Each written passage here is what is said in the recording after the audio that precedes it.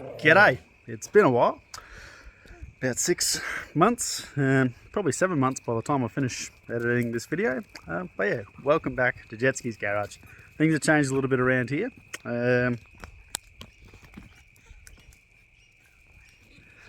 That's Lewis. He is the newest addition to the Jetski family. It's been great. It's been absolutely awesome fun. One of the reasons why I've just sort of not really bothered about doing any YouTube stuff or working on the car or anything like that. Just really taking in the time and enjoying it, and it's been an absolute blessing. So anyway, now he's a bit older, can entertain himself with toys and stuff a bit more, been able to get into the shed a bit more. He doesn't, he actually really likes it outside, which is awesome. So he comes in the shed, we walk around, put tools away and whatnot. It's an absolute pigsty in there now. Don't worry about that. So anyway, let's get into another episode of Jetski's Garage, and hope you enjoy it.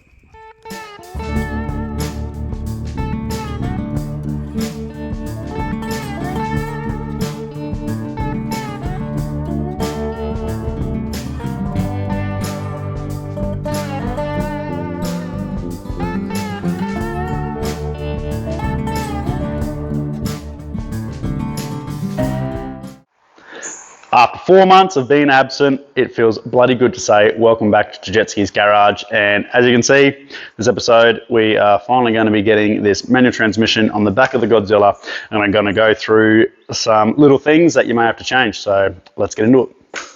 Standard Godzilla, straight out of the crate, comes with a flex plate for automatic applications. I bought this manual transmission quite a while ago. Yeah, probably a year ago. I was still living at the in-laws, and grabbed it when I was doing the test fitting into the half cut. Now this is a TR3650 transmission. It's a 5-speed, came out of like the XB Falcons. Not the best for power and torque, but I'm hoping it should do for what I'm trying to do. Also over here, we have some bits and pieces. We have a clutch kit, we have a flywheel, we have a starter motor, we have a sandwich plate, and we have some flywheel bolts.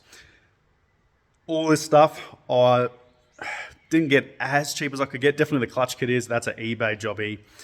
I'm interested to see how it goes. They say it's a heavy duty clutch.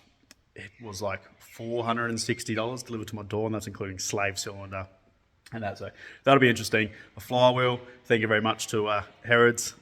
I scored that off them. Needs a bit of work to it. You'll see soon. And then the starter motor, that's a genuine Ford jobby. They were pretty cheap off eBay too, so I got that one. Sandwich plate, local trans mob over in Lonsdale. Let's get into it and start trying to see how everything fits. Right, first things first, gonna have to get this flex plate off.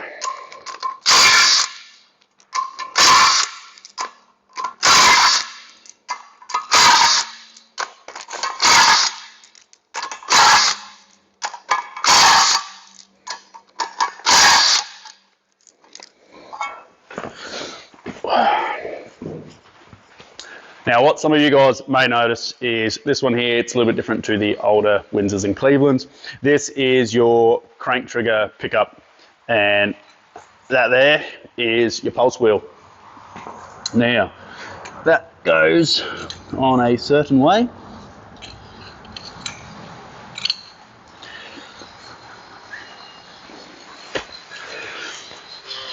Some of the options to making these run, you can use like a stock, like Coyote ECM and stuff like that too, but people tend to swap these out. Now, I'm like 99% sure I've made the decision. I'm going Holly EFI. I'm going to use a Terminator set. I'm talking to a bloke over in the States, Des Racing. He's got a green Fox body Mustang, and he's using Holly. And that thing's pretty quick for a naturally aspirated Godzilla. I'm pretty sure he's in the 9 seconds down the quarter now. Yeah, double check with him. He is using the standard pickup, so I will stick with that, and yeah, should work fine. So anyway, let's get this sandwich plate.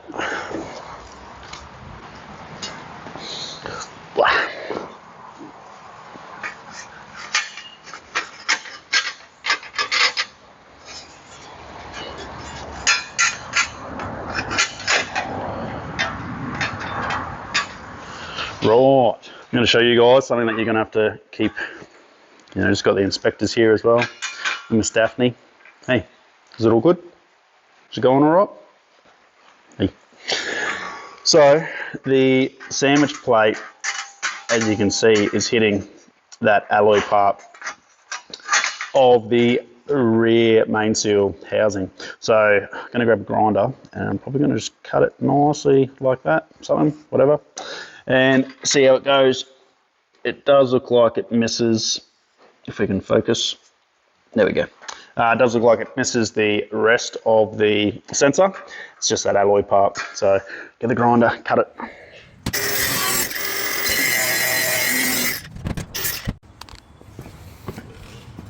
Right, let's try this again. Look at that. Perfect.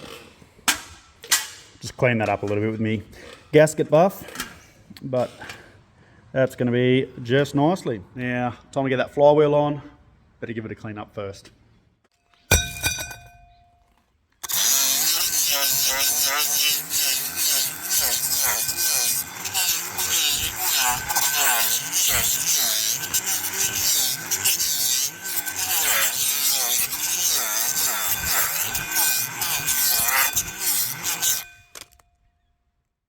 Another thing, by going a manual flywheel, thicker than the flex plate. This is the original bolt, and you can see there is a bit of length difference between the two bolts. So that is your ARP part number, suits the mod engines. That is a mod modular flywheel as well. It's 5.4 litre off a XR8. Make sure you read your instructions from ARP. You got to use a Loctite on the threads and then the lubricant on the heads of the bolts. So Loctite, anti-seize. Let's get it going.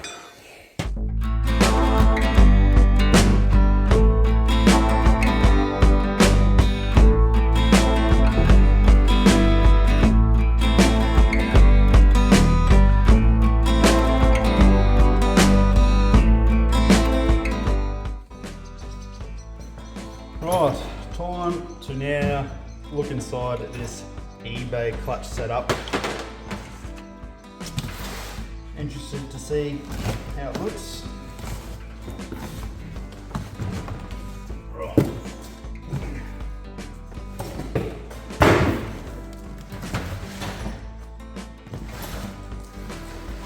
So, here is our part number BFD 9274.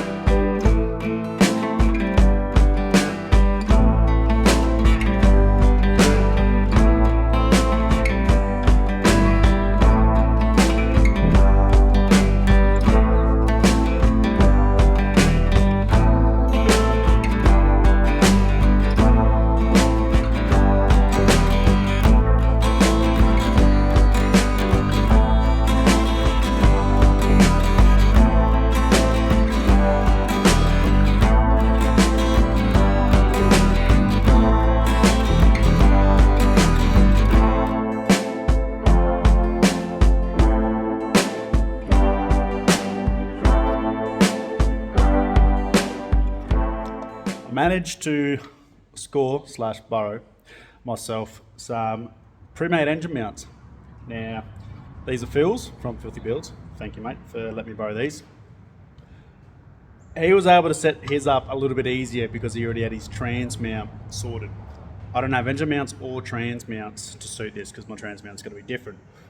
So at least I had a bit of a 0 point. I'm borrowing these off Phil. He's been kind enough to let me use them, and yeah, they should give me a bit of a 0 point for the trans mount, and then I'll go back and I'll fab my ones. I've got the same kit. There's a Tough Mounts kit, and yeah, should make things a bit easier putting this thing in and out.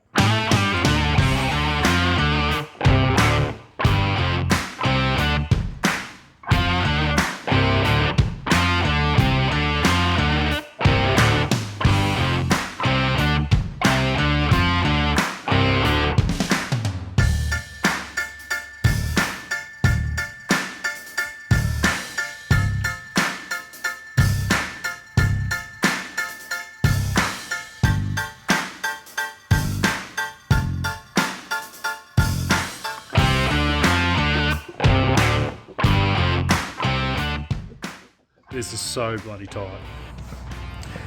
That's my clearance to the rad support, and it's pretty much just touching there. So this is why I need to pull my finger out and hurry up and make my lifting plate for the top. At the moment, that's sort of the angle it's got to be on to at least get in. And the trans has got oil in it too, so that made a mess. And the supervisor's here to come say good day. Hey. Hello. What do you think, Daphne? What do you think?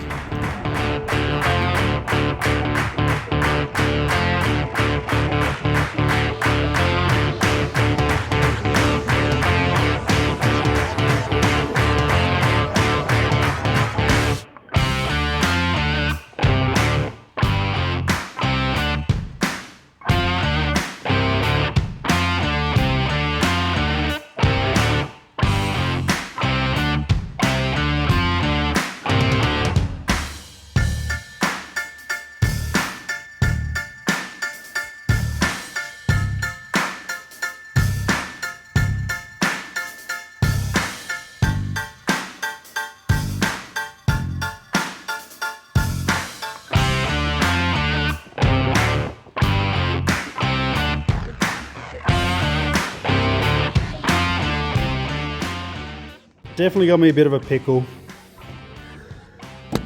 That rear hanging is starting to touch there, and I haven't quite got it far enough back for it to slip onto the mounts. So what I'm going to do is I'm going to pull the mounts out, sort of put them on, might just pull them out, and they're out of the way, and then I can hopefully try and get it down into place. Yeah, it's frustrating, but this is what you get.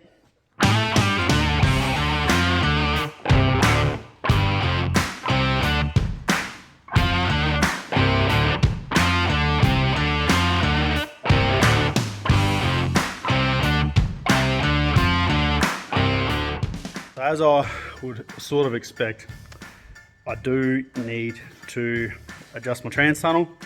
So you take the carpet out, pull the tunnel off, and see if I can make a bit more room. Looks like the trans is fouling on the tunnel. So the rest of it's pretty sort of tight.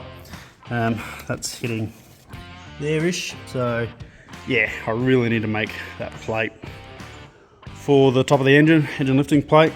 That'll probably be the next thing on my list. So that'll look underneath the car, and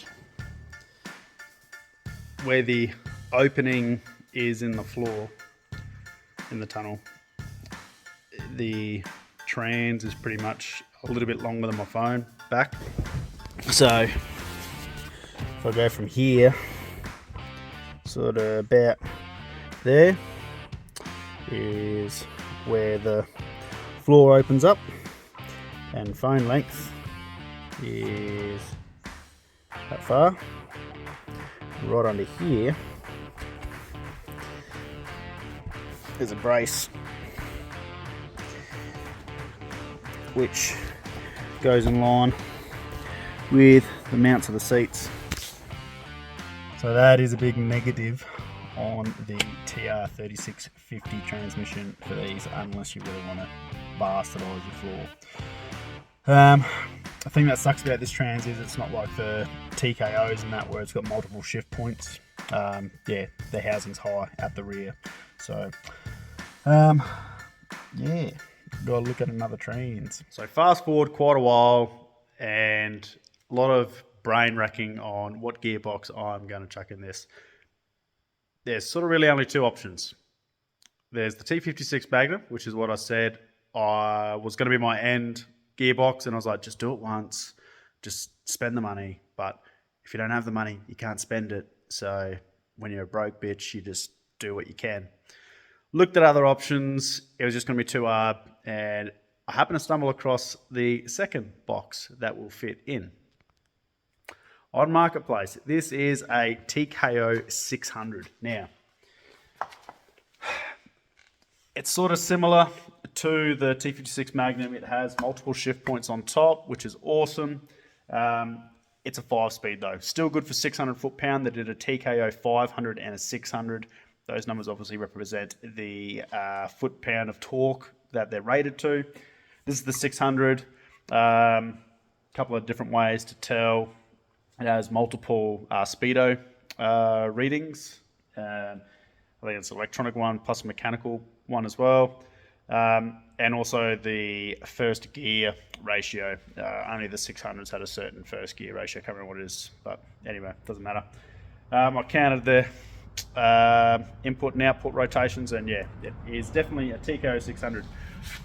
Now, this was bought for a AC Cobra, so it's not brand new, it's secondhand, but I'm fair sure it hasn't been used. The splines look good on the input shafts. Also, the guy had there with the box was this Tremec bell housing. So it's a genuine Tremec bell housing to suit modular. So I was pretty happy to get that as well. So for those playing at home, that is the part number for the bell housing. The other good thing with this as well is, with this bell housing, it puts the starter on the side here, which is great. On the standard like TR6060 boxes, they sort of like mounted on the side there, and same with that other box that I had too, which I'm fair sure was going to foul on the tunnel once it goes into the car. So yes, went for a nice long drive to go pick this one up. Obviously, you do your quick tests when you're there. You know, it is marketplace, so you just do what you got to do. You know,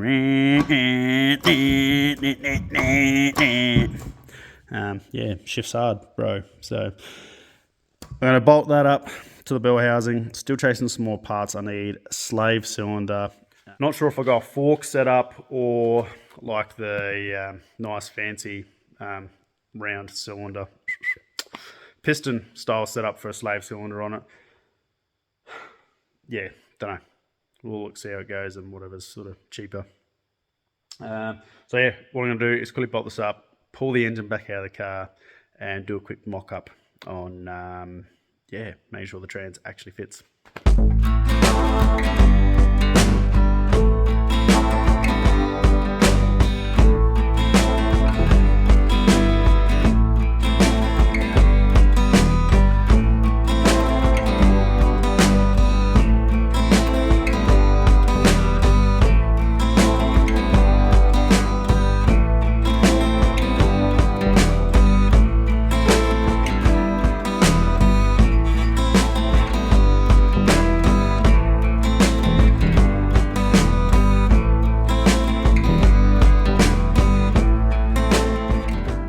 Thing, if you have some Cleveland or Windsor bell housing bolts floating around, they are perfect to bolt the box to the bell housing. They're 7/16 thread, don't know how long, I don't know, 2 inches will do, I suppose. But another thing I have noticed since doing this is that sandwich plate is now in the way. So while I've got it off, while I've got it on, I'm gonna just mark it anyway because I'll forget otherwise. I don't want to forget. So get a Texter or a Nico and yeah, mark where that's got to go, and then I'll cut it out after.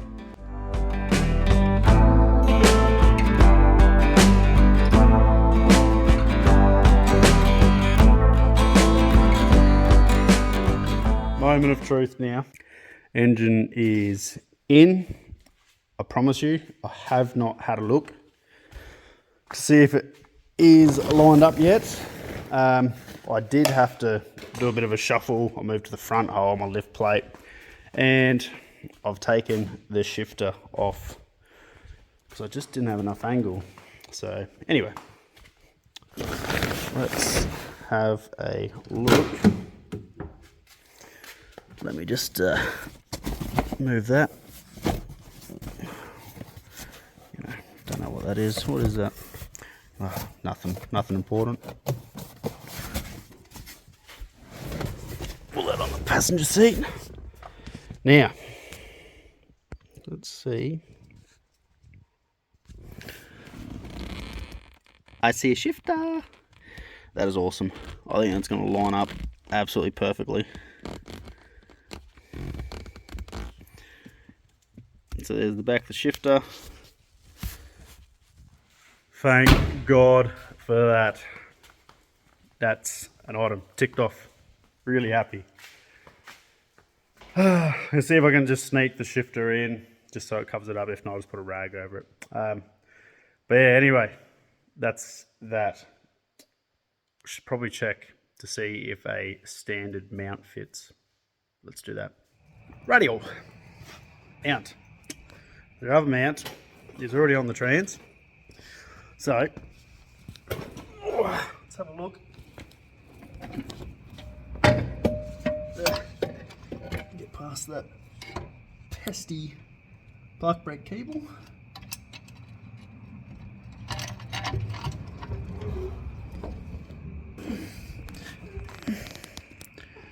Now, that's located fairly square, and that is no good. Even the young fellow in the background agrees. So, it's not that far off. So what I'll try and do is probably slot that mount and see if that fits then. Still not really right, so maybe I'll just fab something up. But anyway, it's close. It's good enough. I'm going to say this trans is the good enough one. Right, I've had another chance to have a bit more of a look at why the trans is so far back. There is a bit of adjustment on the engine. I thought I had it, or sort of wanted it back where it was, but there's a bit of a slot just through here.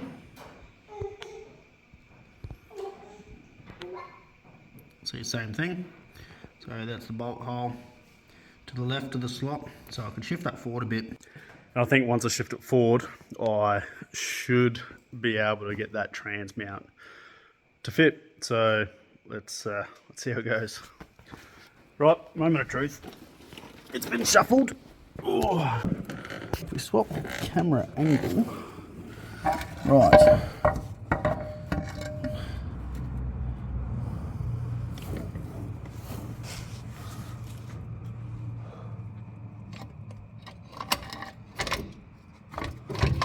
Ooh, don't know if you can see that, but that's there. And that's there too. It lines up. That is awesome. I'm really happy with that. No modifications. Yeah, anyway, I'm gonna bolt it up. I've got no idea where my trans mount bolts are. They could be in my boot. Found my bolts. They were in my boot. There's a few things in my boot, like a radiator and an intake manifold and stuff like that. It's amazing what you find when you forget about it. Anyway, let's go chuck these in. Well, there it is. Mount is still pushed fairly back as far as it goes, but I haven't had to modify anything. That does have a little bit of movement back and forward. I will have to chop the hole a bit bigger for the shifter. That's okay, don't really care about that. But other than that, that's trans and engine in, mounted pretty well. So that's a big step. I'm really excited. So this has taken me way longer than what I really wanted it to do, but it's done now. So now I can keep moving forward. I'll check, make sure my drive shaft fits. I do have to change the yoke over, but the trans did come with the yoke, which I'm really happy with. This bad boy here it come with does have more splines. I think it's a 26 spline output shaft. So yeah, change that over, finish the mounts, and then yeah, I suppose things like work on an exhaust, doing the sump, and that's yeah. Even the young fella's happy too. So anyway, I'm gonna leave it there, guys. Thanks very much for watching, and we'll catch you next episode. Catch ya.